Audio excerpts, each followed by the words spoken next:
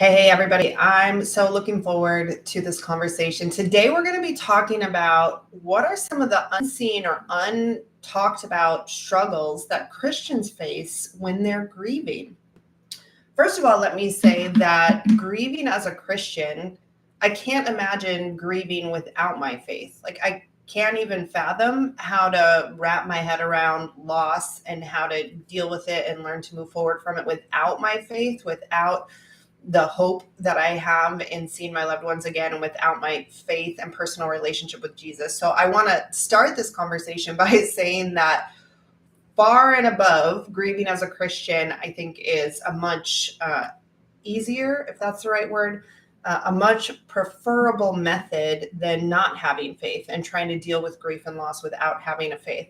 But with that being said, there are some interesting and unique challenges or pitfalls or landmines that we face as Christians as we try to deal with grief and loss. And so I want to address some of them here. And if you happen to hop on live and you've either experienced some of these, have a comment to share, or have one that I don't mention that you've experienced, please do add it to the chat. I would love for this to be interactive and engaging. So the first one I just want to tackle is, if you're a Christian and you experience loss, for a lot of people, it can be a crisis of your faith. I know that was the case for me.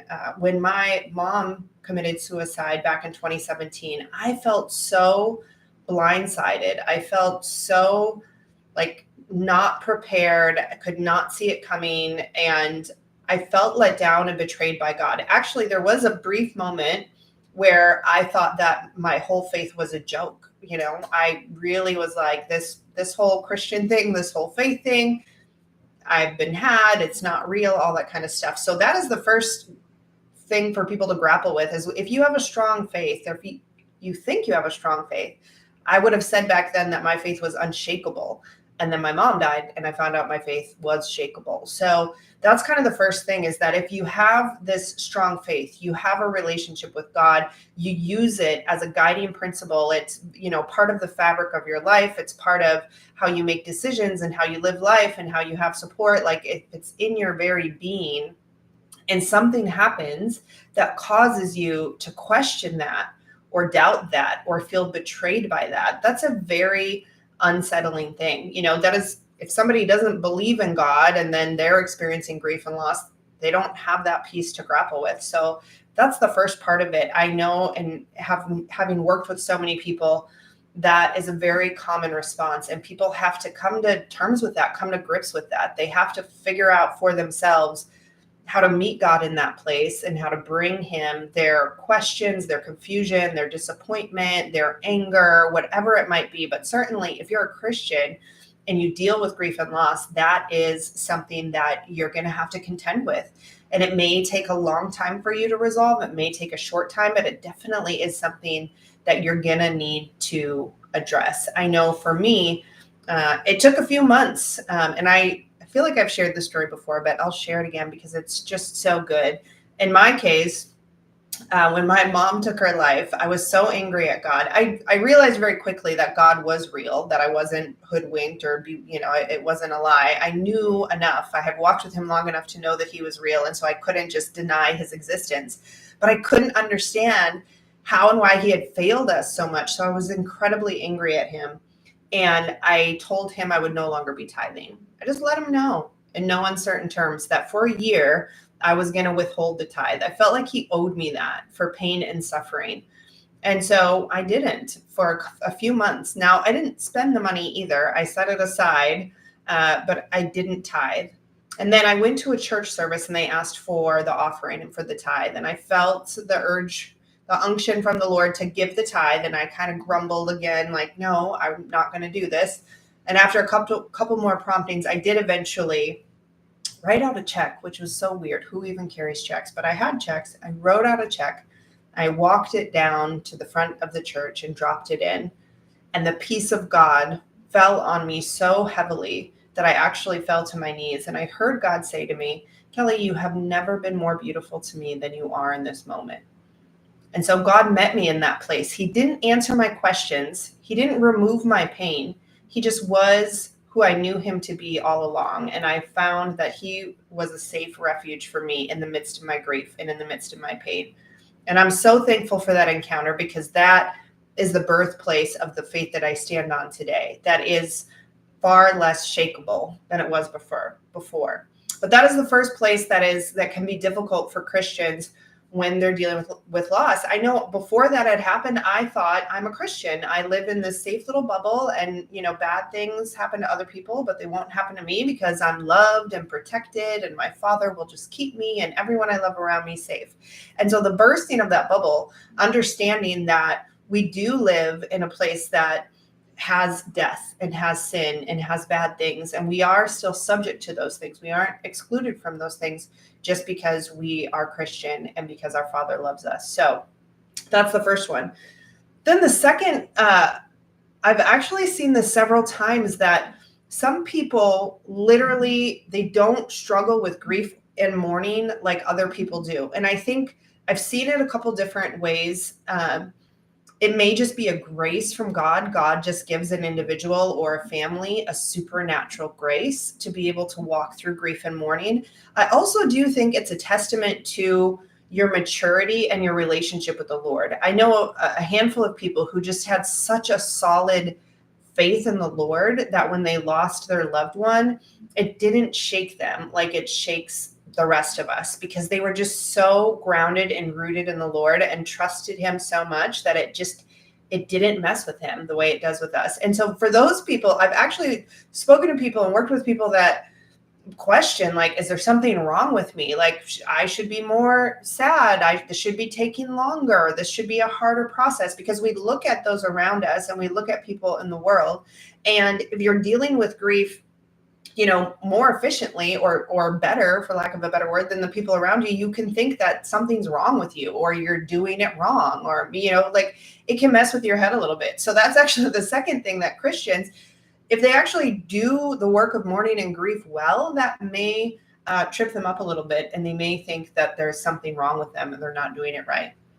Now, the opposite side of that is when you are really experiencing the pain and it hurts, right? And you're emotional and you're going through it, and you can beat yourself up for that, because two things, like, especially if our loved one was saved and we know they're in heaven, right? We know they're celebrating. We know they're whole. We know they're complete. We know that they are full of joy. And we also know that we will be reunited with them one day. And so a lot of people will say that, and it's like, well, we shouldn't be sad because of all those things. We shouldn't be sad because they're in the presence of Jesus. We shouldn't be sad because we'll be reunited with them one day. And so people can actually feel guilty for their feelings of being sad. And I used to say, people will say, oh, well, they're not suffering anymore, they're in heaven. But the problem is we live here, like, this is where we live until we go to heaven. So if you're in Christian circles and you go through loss, well-meaning Christians may say that to you. Oh, well, they're not suffering anymore and they're in heaven and you'll see them again, which is all true. And actually, it's part of, in our program, we teach people to meditate on these truths, because those are truths. And it is important to get those truths into your very fiber of your being. But the thing is, it has to move from your head to your heart. And that is quite a distance, right? We can intellectually know the truth that our people are good and they're whole and they're in heaven and that we will see them again one day. But when your heart is ripped open from the pain of grief and loss, you need something to help reconcile that, right? Like, you need support and love and empathy to help you as you bridge that gap from your head to your heart. And so I think that's a struggle for Christians. Christians can feel bad expressing their pain or verbalizing their pain, because intellectually they know that their people are good. They know that their people are whole.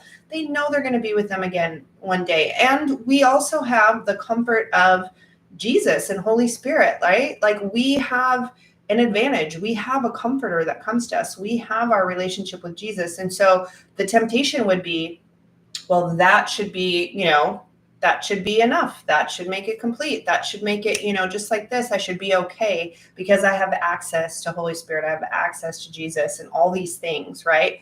But that's negating or minimizing the very real, feeling and pain that you're having. Now, I preach all the time and help people move through that pain. That's not a place that we want to like camp out and hang out forever. But equally dangerous is ignoring it or feeling bad about it or trying to deny it exists because we somehow feel like we're not a good Christian if we verbalize that we're hurting or we verbalize that it's hard, if we're just real about the fact that it's a struggle, right? Like, so this I think this is just another thing if you're a Christian that you kind of wrestle with this, like, is it too easy? Is it too hard? All these things. The next one, and I've struggled with this in my own life, is especially if you're the only or one of the only Christians in your family. I know that I put pressure on myself at times about, I understand that other people are watching me and my family knows that, I have this faith in the Lord and they're watching to see how I handle things. And so sometimes I put an undue pressure on myself to try to have it all together and or be this shining example because I so desperately want my family to see Christ's like power and strength and resurrection and redemption like active in me, right? So at times I'm tempted to try to be more put together than I actually am because I understand that in my family especially, like I'm the only Christian like in their midst. And so I feel this need to be processing it really well and really healthy and just to be showing them that there is power in it. And that is true. And we do want to be a good example to those around us, but I think that we can be great examples to those around us by being 100% authentic where we're at, right? And when it's hard, and we lean on our faith and we depend on our faith and we use our faith as the vehicle to bring us through this hard time, right? And bring us to a place of healing and wholeness. But I think that is something, again, that is kind of unique to Christians, especially. And even actually, if you're surrounded by other Christians, right? Like if you're in church communities and things like that, we all recognize when we're grieving that a lot of people are watching and paying attention to how we grieve. And we want to model what are helpful behaviors, what are good, healthy ways of grieving for other people. And that can be a trap, right? Like we can only be where we're at. We can only be who we are. The next obstacle or complexity for grieving Christians, I just want to say, is the lack of resources at the church. I know that for so many of us, and God bless the church, and I'm so thankful for the church and all the resources and all the helping and equipping and everything that the church does. But I know for me, when my mom died, I kind of expected the church to have the solution for me. Like, when you're a Christian and you're connected to a church, you sort of feel like your pastor and your church are going to have what you need to navigate the difficult things that life throws at you, whatever that might be. At least that was my thought, right? I was facing this horrendous grief after losing my mom. And I thought, well, I'll go to my church, right? And I think that's a challenge right now that so many churches either don't have anything in terms of grief support or recovery, or they may have Grief Share, which in my opinion is a great program for support, but actually doesn't help move people to a place of recovery. And I tried Grief Share after my mom died, and it wasn't a good fit for me. I was desperate to find the help to recover. Like I wanted someone, preferably someone who had been through loss before, to take me by the hand and say, okay, I know this hurts. Okay, I know this is hard, but here's the things that you want to do. And here's the things that you want to avoid to navigate this terrain that you're in. And I did not find that. And I think that can be so discouraging and unsettling for Christians that are grieving. When you go to your church, you go to the place where you think you should be able to find help, and they don't have the help for you, right? And so then you're there kind of just trying to figure it out on your own, and a lot of times, the pastor will be there in whatever capacity he or she is able, but pastors have, crises happening every week in their church, right? So there's only so much of them to go around. And then equally like disappointing, I want to use that word, I want to be careful of my words, is that so often people say, oh, I'm praying for you, and they'll pray and or say some of these kind of cliche things, and just not really walk with people through the grieving process. They'll say things like, well, they're in heaven now, they're in a better place, all that kind of stuff. They'll say, the joy of the Lord is your strength. They'll say all these things that they think is being helpful, but what it really does is just alienate and abandon you to kind of figure it out for yourself. And it makes you feel like, well, that's not a safe place to show up authentically and really let them know how much I'm struggling, because according to them, it should be enough that my loved one is in heaven and no longer struggling. So many, right? Like there's so many different layers and levels to grieving and grieving as a Christian.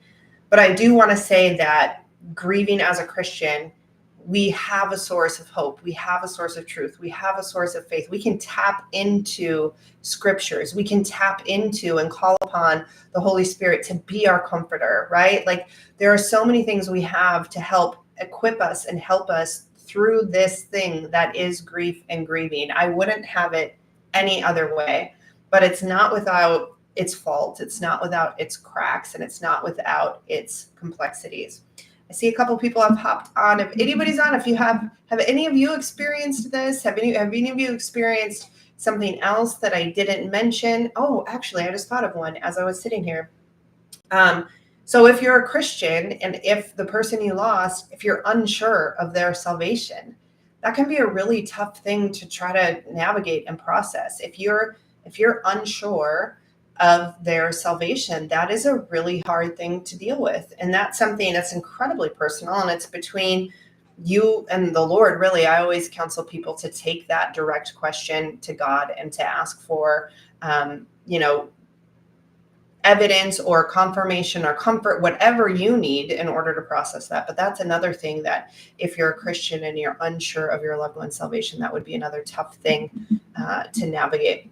Okay, I'm going to make one more call. If anybody's that's watching, if you have a question, if you've experienced one of these that I've mentioned, if you've experienced one that I haven't mentioned that you think should be mentioned, final call on questions and all that kind of stuff. But I hope, if nothing else, that this conversation allows us to address some of these things, allows us to verbalize and vocalize some of these things that often go unsaid and unspoken. So if you find yourself as a grieving Christian and you have felt some of these things or dealt with some of these things or have been frustrated by some of these things, please know that you're not alone. You're not alone.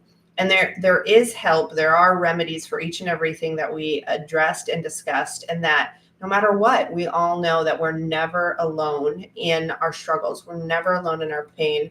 God is always there with us and always making a way out, right? Always providing for us the tools and resources we need to live the life that He designed for us to live. And that is my hope and prayer for each and every one of you, that you would learn how to move through grief and loss and get back to living the life that God designed for you to have.